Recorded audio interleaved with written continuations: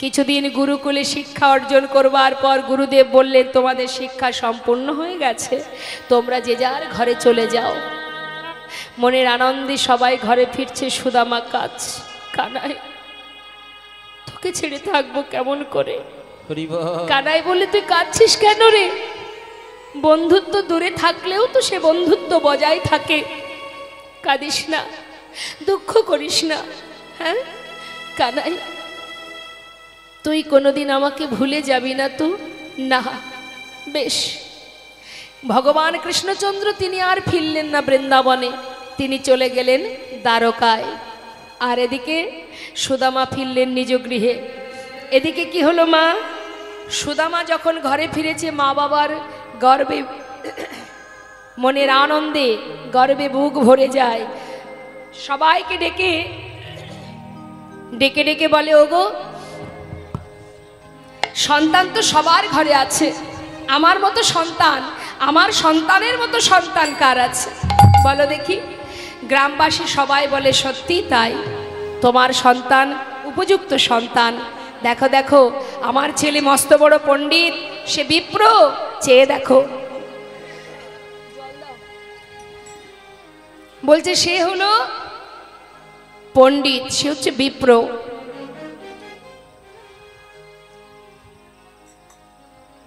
গ্রামবাসী সবাই গর্ববোধ করে সুদামাকে নিয়ে।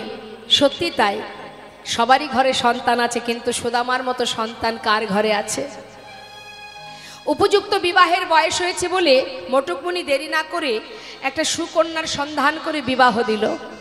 বিবাহ হলো, আনন্দেই দিন কেটে যায়, সুখে স্বাচ্ছন্দ্যে জীবন কেটে যায় মা।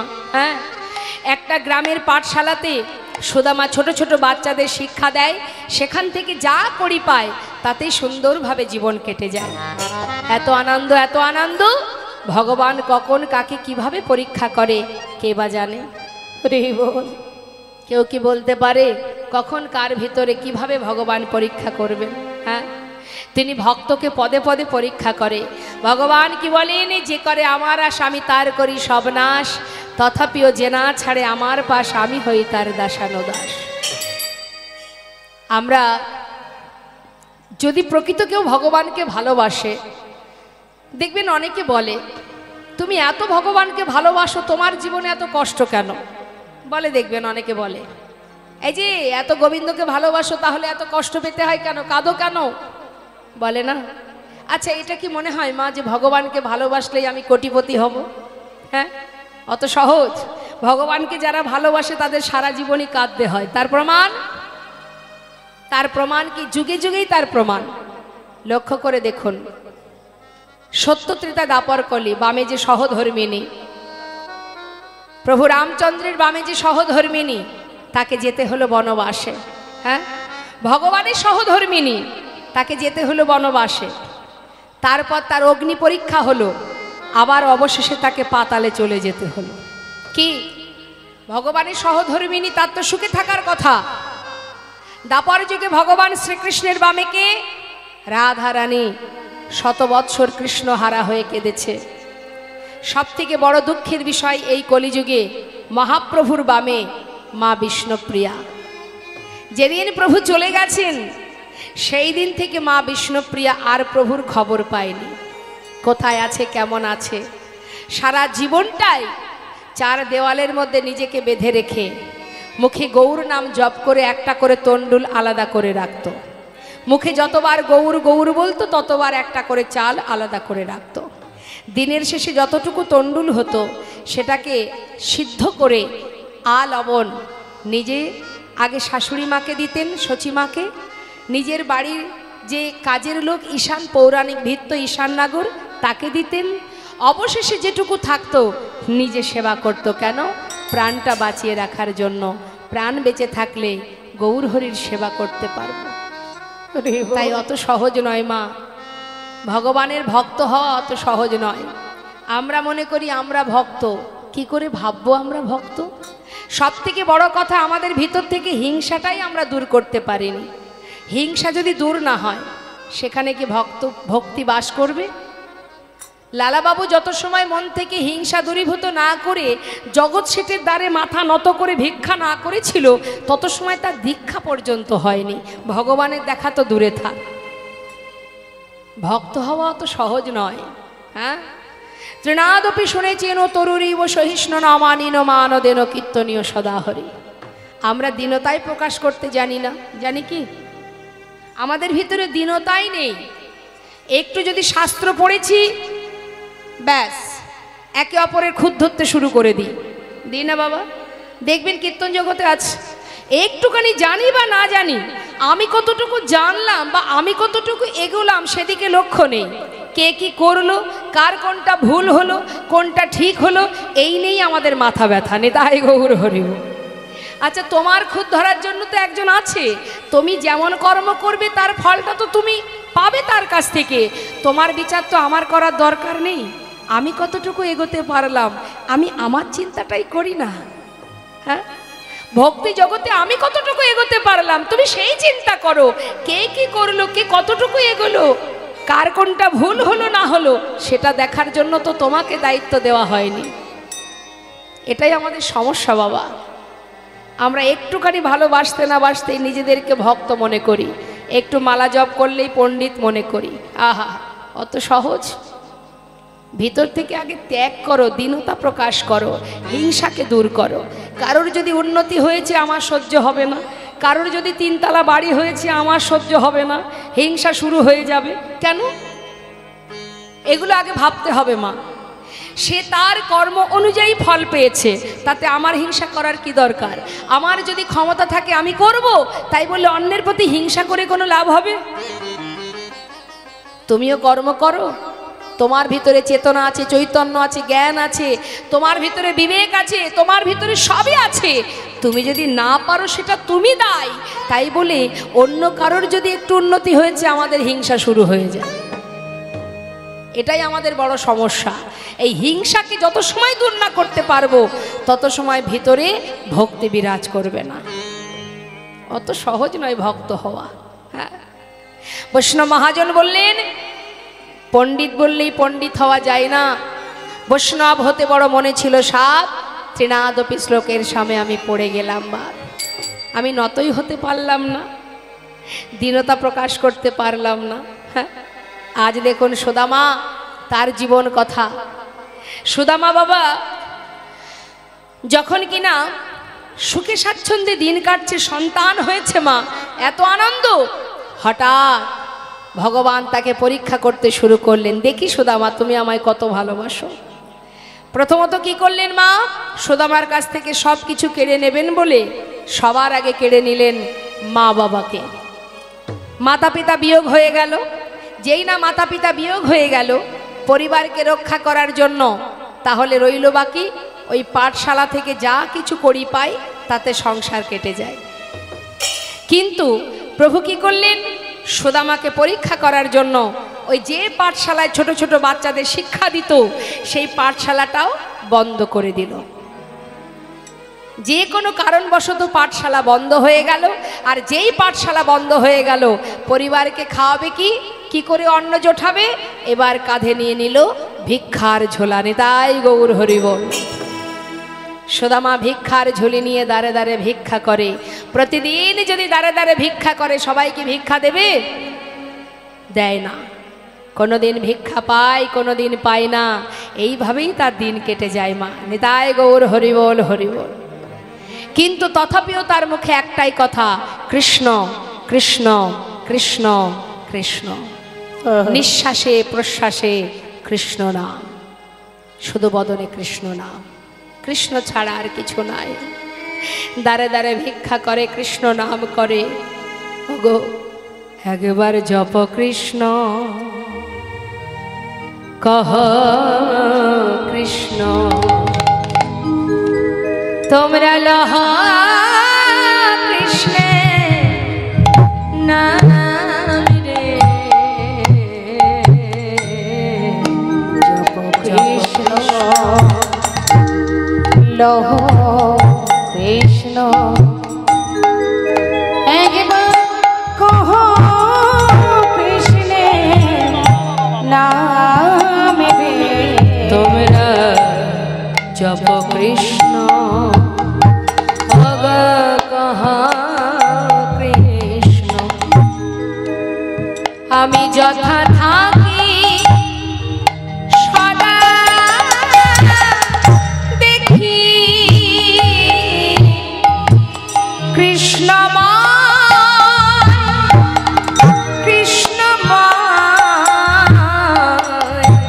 আমি যথা থাকি সদা দেখি দেখি কৃষ্ণময়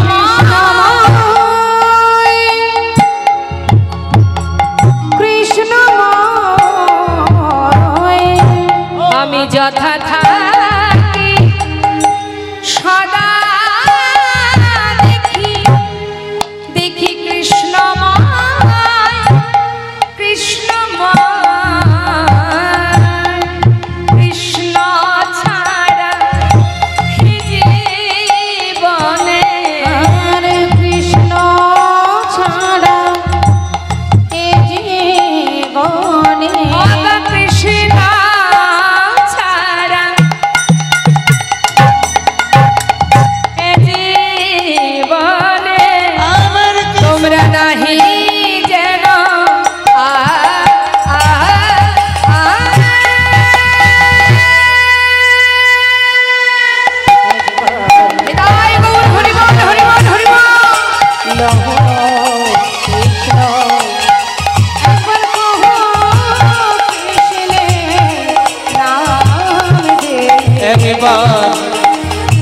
ভজ কৃষ্ণ কৃষ্ণ। কৃষ্ণ নাম গাইতে গাইতে ও মা বসুন বসুন। কি হয়েছে আমার এই মায়ের? কি হয়েছে বলুন তো, কি হয়েছে আপনার? আপনি সামনে বসে এত বিঘ্ন ঘটাচ্ছেন কেন? বসুন এখানে। দাঁড়ে দাঁড়ে ভিক্ষা পায়, কখনো পায় না মা। যেদিন পায় সেদিন সন্তানদের নিয়ে সুখেই দিন কেটে যায়, আর যেদিন পায় না মুখে কৃষ্ণ নাম গাইতে গাইতে সারা রাত্রি অতিবাহিত করে। এইভাবে দেখতে দেখতে পিতৃ সম্পদ বলে যা ছিল পুরোটাই একটু একটু করে শেষ হয়ে গেল। দেখুন কেমন পরীক্ষা মা। যার নাম অহরহ জপ করছে তার কেমন পরীক্ষা। সমস্ত পিতৃ সম্পদ বলতে যা ছিল সবই যখন শেষ হয়ে গেল, তখন তার স্ত্রীকে নিয়ে আর সন্তানদের নিয়ে সুদামা এসে দাঁড়ালো গাছতলাতে। গাছতলাতে দিন কাটে, ঝড় বৃষ্টি মাথার উপর দিয়ে বয়ে যায়। প্রতিদিন ভিক্ষা করে, কোনোদিন পায় কোনোদিন পায় না। একদিন তার স্ত্রী বলে উঠলেন, স্বামী শুনেছি তোমার বন্ধু নাকি ভগবান, আবার এও শুনেছি সে নাকি দ্বারকার রাজা। স্বামী আমাদের কথা নাই বা ভাবলে, আমার কথা ভাবার দরকার নেই। সন্তানদের জন্য তো তার কাছ থেকে কিছু চেয়ে আনতে পারো। সুদামা বললেন, সুশীলা যা বলেছ বলেছ, আর বলবে না। সে আমার বন্ধু, বন্ধু হয়ে বন্ধুর জন্য কিছু করতে যদি না পারি, তার কাছে অভাব দারিদ্রতা দুঃখ কি করে জানাবো? আর আমার দারিদ্রতার কারণে তার কাছে গিয়ে দুহাত পাতবো, বন্ধুর কাছে চাইবো? বলো না সুশীলা, এমন কথাটা বলো না। আমি যাকে বড় ভালোবাসি, যাকে আমি ভালোবাসি, আমি তার জন্য কিছু করতে পারছি না, আর তুমি বলছো তোমার দুঃখ মোচনের জন্য তার কাছে হাত পাততে পারবো না। সুশীলা দেখো, আমি প্রতিজ্ঞাবদ্ধ, আমি কোনোদিন আমি কানার কাছে কিচ্ছু চাইতে পারবো না। তুমি আমায় চাইতে বলো না সুশীলা। স্বামী বেশ, কিছুই চাইতে হবে না। একটা কথা বলবো তোমায়, যার নাম মুখে তুমি উচ্চারণ করো, নিঃশ্বাসে প্রশ্বাসে জপ করো, আমার মনে হয় তুমি তাকে অনেক ভালোবাসো। এটা তুমি ঠিকই বলেছ স্বামী। যদি তুমি ভালোই বাসো, কতগুলো বছর চলে গেছে তুমি তাকে দেখোনি। আচ্ছা স্বামী, তোমারকে দেখতে মন চাই, কিন্তু উপায় কি বলো? আমি যে অসহায় কাঙাল, আমি কি আর সেখানে পৌঁছাতে পারবো? স্বামী যাকে তুমি এত ভালোবাসো, তুমি তার কাছে যেতে পারবে না? নিশ্চয়ই পারবে, আমার বিশ্বাস। যাও, তুমি তাকে একবার দেখে এসো, তাতে তোমার একটু হলেও শান্তি হবে। যাও স্বামী। সুশীলা, তুমি তোমার মনের কথা বললে, কিন্তু কি করে যাব বলো? এতগুলো বছর পর যে আমি যাব। দেখো, বন্ধু যদি বন্ধুর বাড়ি মাঝে সাঝে যায়, খালি হাতে গেলেও তাতে কোনো দুঃখ থাকে না। এতগুলো বছর পর যখন বন্ধুর বাড়ি যাব, তার জন্য যদি কিছু নিয়ে যেতে না পারি স্বামী, আচ্ছা এই সমস্যা এটাও যদি আমি সমাধান করে দিই। সমাধান কি করে করবে সুশীলা? স্বামী, আমি যদি কিছু এনে দিতে পারি, পারবে সুশীলা? যদি কিছু এনে দিতে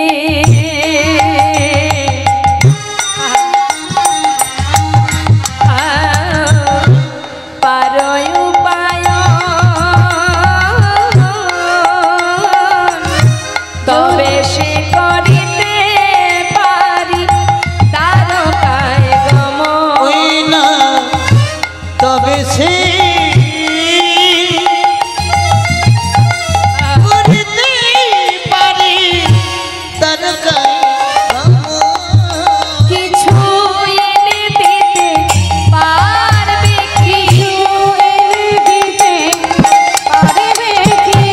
আমার প্রাণ কানাইয়ের লাগি কিছু এনে দিতে পারবে কি? আমার প্রাণ কানাইয়ের লাগি এনে দিতে পারবে কি? ওই না তবে সে করতে পারি তারকায় গমন। আমি তবে সে করতে পারি তারকায় গমন।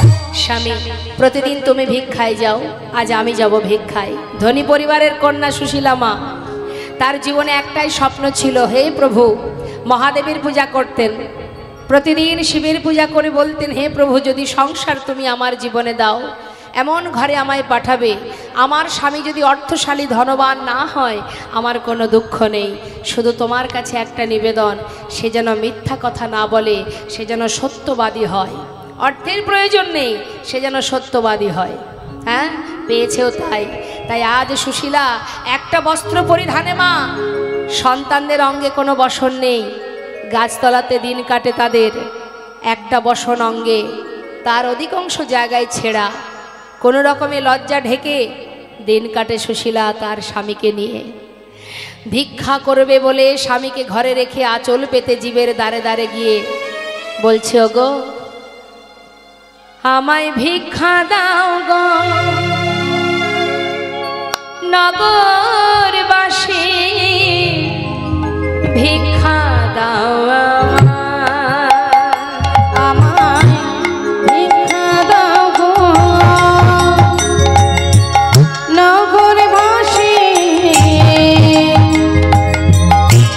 ভিক্ষা দাও আমায়, আমায় ভিক্ষা দাও গো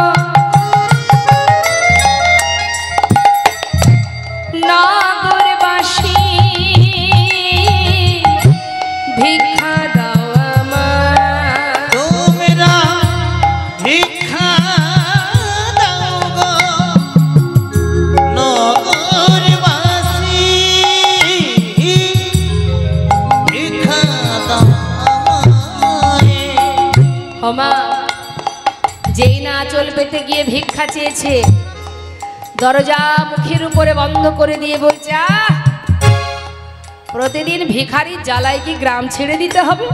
হ্যাঁ, এই যে দাঁড়ে দাঁড়ে ভিক্ষা করে দিন কাটি, এই নাকি? যাও যাও, এখান থেকে যাও, আমরা অনেক কষ্ট করে রোজগার করি, ভিক্ষা দিতে পারবো না, অন্য বাড়ি যাও। আমরা অনেকে বাবা দেখবেন ভিখারি এলে তাড়িয়ে দিই, আবার অনেক সময় অজুহাত দেখায়, কি হাত খালি নেই, চলে যাও। কেউ আবার বলে, ভর দুপুরে কেন এসেছো, এখন ভিক্ষা দিতে পারবো না, ফিরে যাও। জেনে রাখবেন, ভিখারি যখনই আসুক, আপনার সামর্থ্য অনুযায়ী যদি কিছু আপনি দান করেন, সেটা আপনারই মঙ্গল। কারণ ভিখারি না থাকলে, কাঙাল না থাকলে আপনি দানটা করবেন কোথায়? দানের বিনিময়ে যে স্বীকৃতি আপনি অর্জন করবেন, সেই দান না করলে তো অর্জন হবে না, তাই না? তাহলে কি মা, দান কোথায় করে? অন্নদান, বস্ত্রদান কাদের দেয়? যাদের আছে তাদের দেয়, যাদের নেই তাদের দান করা হয়। তাতে কি হয়? পুণ্য অর্জন হয়। দান করেছে অমুক এত হাজার বস্ত্র দান করেছে, কম্বল দান করেছে, অন্ন দান করেছে, তার মানে সুকাজ করেছে, ভালো কর্ম করেছে, তাই তো? গোবিন্দের কৃপা পেয়েছে। তাহলে তুমি যদি তোমার দোরগোড়াতে কাঙাল না আসে, তুমি কাকে দেবে? তোমার আছে কিন্তু দেওয়ার জায়গাটা তো দরকার, না দিলে তো তুমি স্বীকৃতি লাভ করতে পারবে না। তাই ভিখারি যদি না থাকে, ভিক্ষা না দিলে আপনার তো পুণ্য হবে না। তাই দান কখনো ব্যর্থ হয় না। যেই আসুক দ্বারে তাকে কখনো ফিরিয়ে দেবেন না। মুখের উপরে দরজা বন্ধ করে বলছে যাও যাও অন্য বাড়ি যাও, এ বাড়ি ভিক্ষা হবে না, অন্য বাড়ি যাও। পাশের বাড়ি গিয়ে আবার ভিক্ষা চাইছে, আমায় ভিক্ষা দাও গো নগরবাসী, ভিক্ষা দাও আমায়, তোমরা ভিক্ষা দাও গো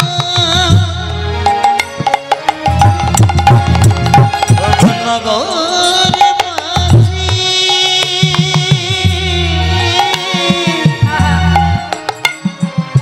ভিক্ষা দাও আমায়। এই এদিকে এদিকে, এই বউটাকে চেনা চেনা মনে হচ্ছে। চিনতে পারছো না? তাই তো। আরে সুদামার বাবু। ও আচ্ছা, দেখতে সুন্দর না, ওই জন্য পাঠিয়েছে। দেখেছো কাণ্ড, নিজে ভিক্ষা পায় না বলে নিজের বউটাকে পথে নামিয়ে দিয়েছে। এই যে যার স্বামী সত্যবাদী তার ভিক্ষা করে খেতে হয় কেন? শোনো, এবারে ভিক্ষা হবে না, অন্য বাড়ি যাও। আবার তাড়িয়ে দিল। মাগো, সুশীলা বলে উঠল, জানো আমার স্বামী যেমন সত্যবাদী, আমিও বলছি তোমাদের, আমি তার সহধর্মিণী।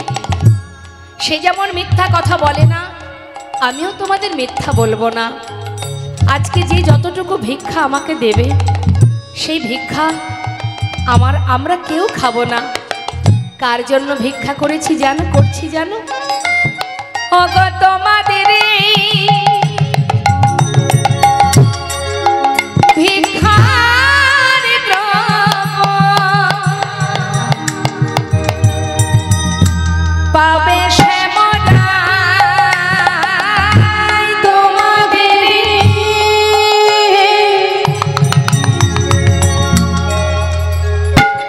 ভিক্ষা দ্রব্য পাবে সে মনাই, ভিক্ষা দাও আমায়। তোমরা ভিক্ষা দাও গো হরি বল, হরি বল। নগরবাসী, ভিক্ষা দাও আমায় একবার, ভিক্ষা দাও গো নগরবাসী, ভিক্ষা দাও আমায় একবার, ভিক্ষা দাও আমায়। একবার ভিক্ষা দাও আমায়। সবাই তো আর এক মনের মানুষ নয় মা। যেই না বলেছে তোমাদের ভিক্ষা দ্রব্য পাবে শ্যামরাই, এই কথা শোনা মাত্রই এলাকার যত সহৃদয় ব্যক্তি, কৃষ্ণ ভক্ত যারা, তারা মনে মনে চিন্তা করছে, যাক সুদামার স্ত্রী নিশ্চয়ই সে মিথ্যা বলবে না। চল, আজ যদি আমরা কিছু ভিক্ষা দিই, সেটা যদি গোবিন্দ সেবায় লাগে, তাহলে আমাদের জনম ধন্য হবে। তাই কি করেছে মা, কয়েকজন ওই সুদামার স্ত্রীর আঁচলে শুকনো চিড়ে ভিক্ষা স্বরূপ দান করেছে। এখন সেই চিড়েগুলো নিয়ে ঘরে ফিরেছে। স্বামী দেখো, আজকের দিনে যা ভিক্ষা করেছি, এই ভিক্ষা একটা দানাও আমার সন্তানদেরও দেব না, তুমিও খাবে না, আমিও খাবো না। যার জন্য ভিক্ষা করা তার জন্যই নিয়ে যাবে।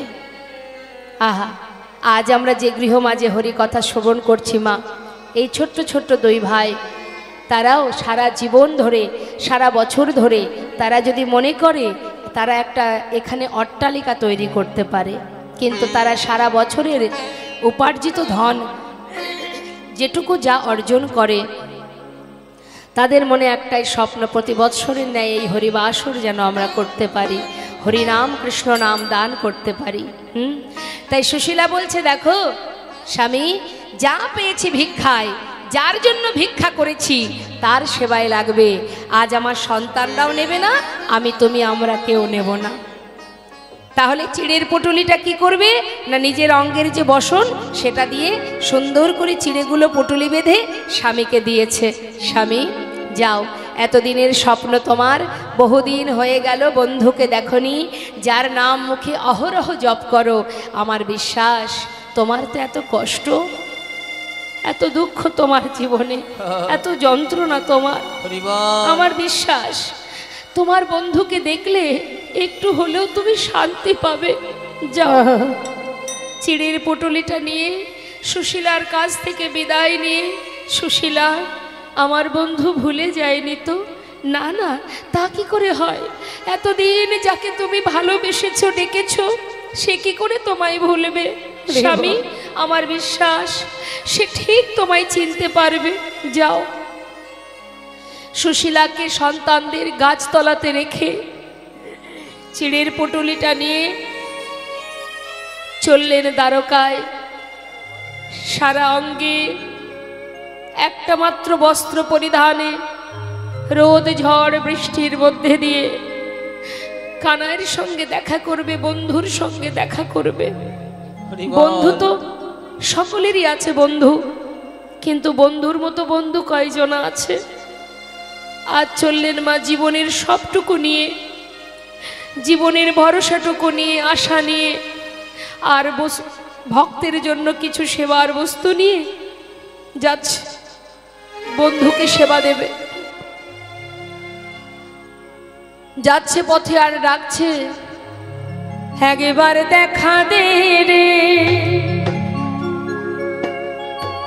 ভাই কানাইয়া,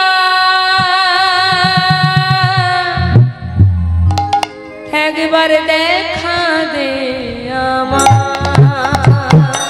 একবার দেখা দে রে ভাই কানাইয়া,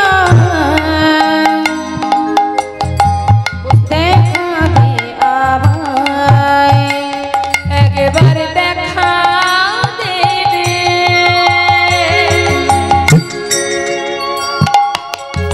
ওরে কানা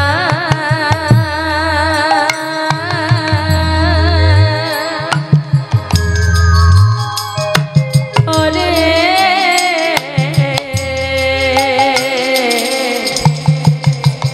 ওরে আমার প্রাণের ভাই,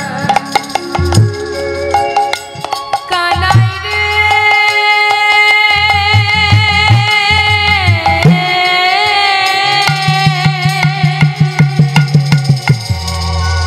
ওরে কানা, একবার দেখা দে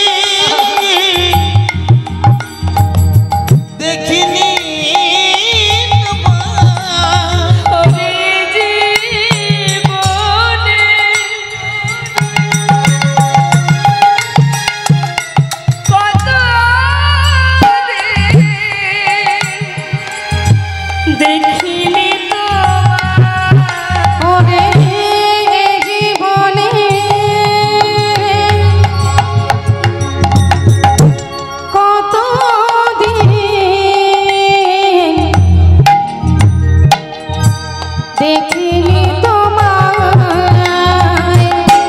দেখা দে আমার একবার দেখা দে রে রায় মন হরি বল হরি বল দেখা দে আমায়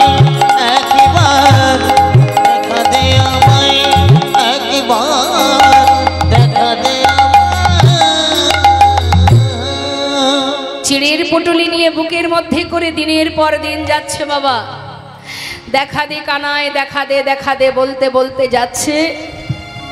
এদিকে দ্বারকায় বসে আছে ভগবান কৃষ্ণচন্দ্র, পাশে বসে আছে রূপকিনী সত্যভামা। জিজ্ঞাসা করছে স্বামী, তোমার ভক্তকে আর কত কষ্ট দেবে? এবার তো তুমি দেখা দাও। এত কষ্ট করি, এত পথ হেঁটে, একবার তো তুমি কৃপা করো। ভগবান বলে উঠলেন, রূপকিনী শান্ত হও, আর একটুখানি অপেক্ষা করো।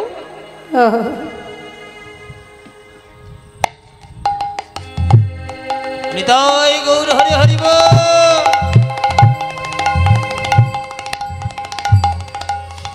রূপকিনী, এত পথ যখন আমার বন্ধু এসেছে, অন্তত পক্ষে আমার দোরগোড়াতে আসতে দাও। সে যদি মাঝপথ থেকে বেরিয়ে যায়, চলে যায়, জানো মন চাইলেও আমি যেতে পারবো না। সব কিছুর একটা সময় লাগে, সময় না হলে আমি যাব কি করে? সময় হোক। তাই রুক্মিণী শান্ত হও, আমার বন্ধু সে ঠিক আসবে। এদিকে সুদামা যাচ্ছে তো মা, সবাইকে ডেকে ডেকে পথের মাঝে, তোমরা বলতে পারো দ্বারকা কত দূর? তোমরা বলতে পারো দ্বারকা কত দূর? কোন পথে যাব? জিজ্ঞাসা করতে করতে যাচ্ছে, সবাই দেখিয়ে দিচ্ছে আর সেই পথ ধরে ধরে যাচ্ছে। এদিকে কি হলো মা, কিছুটা পথ যাবার পর ভাবছে, কানাই যদি আমার কথা মনে না রাখে, আমাকে যদি চিনতে না পারে, আমি এত কষ্ট করে আসবার পর সে যদি আমায় চিনতে না পারে, আমি সহ্য করব কেমন করে? আমি সে দুঃখ কেমন করে সহ্য করব? আমি ফিরে যাই। আবার ভাবছে, না না, এসেছি যখন একবার তো যাই, একবার গিয়ে দেখি চিনতে পারে কিনা। ভাবতে ভাবতে দমনা ভাবতে ভাবতে এগিয়ে যাচ্ছে।